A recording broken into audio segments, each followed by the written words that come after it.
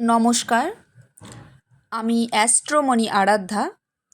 আজকে একটি টিপস নিয়ে আলোচনা করব।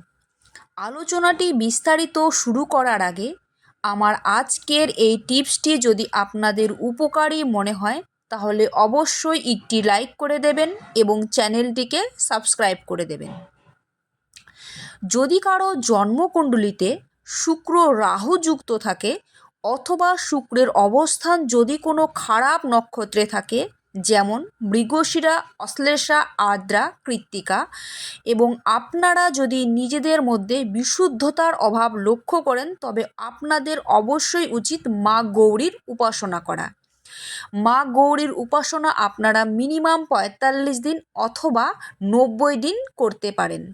তাহলে আপনাদের যে কোনো মনের ইচ্ছে খুব সহজেই পূরণ হবে।